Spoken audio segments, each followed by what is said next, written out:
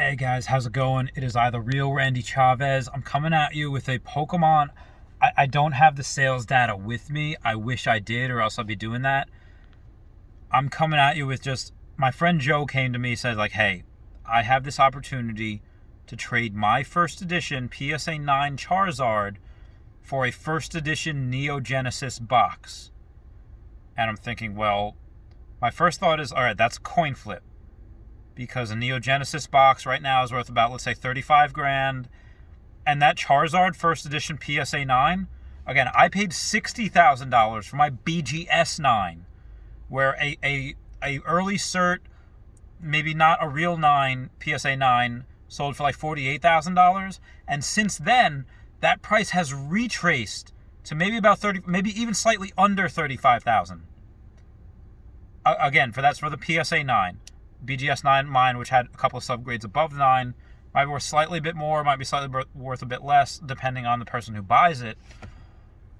And I'm thinking, okay, well, what I always say is that sealed product, the amount that's available is only going to go down.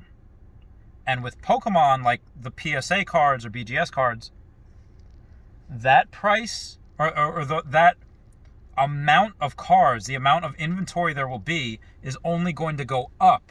Again, most likely it'll just stay steady, but people send it, okay, there was grades another 9, grades another 10, it's only going to go up.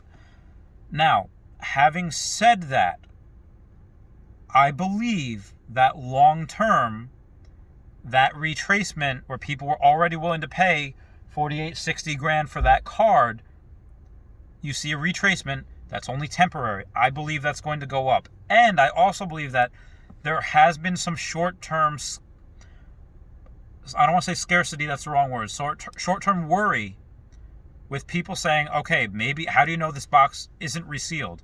How do you know it's fake or real? You really don't. But in that same breath, most boxes probably are real. You know, it's very hard to reseal someone. There's ways you can tell by the ridging and edging on it. So, again, I think it's a coin flip, but in my opinion, people might not want a Neo Genesis box, and it might grow a little bit slower because they know that Neo Genesis set is so impossibly, hilariously hard to grade. That Neo Genesis set is riddled with print lines and red dot errors and off-centering, and there's a reason why there are so few PSA 10s in that set, whether it's Pikachu, T17, Feraligatr number 5, Meganium number 10, Lugia.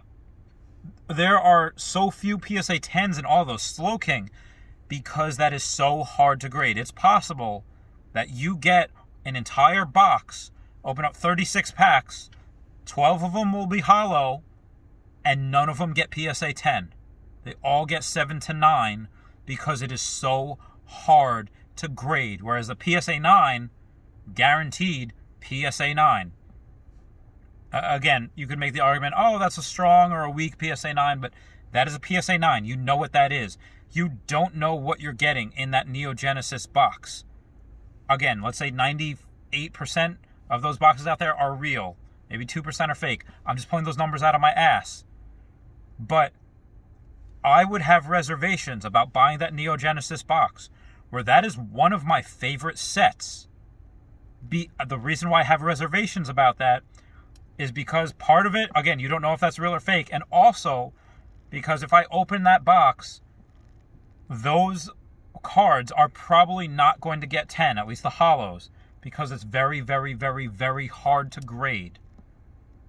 So in my opinion, I told my friend Joe, I was like, listen, long term, I think it's better to hold on to that first edition Charizard, because that most popular set, that most popular card in the Neo Genesis set, let's say it's T17, let's say it's Lugia, that is something that is nowhere, even though they're very, very extraordinarily popular, nowhere near as popular as Charizard. And I think Charizard will be the best bet long term. That's the video. I just wanted to give my opinions on that.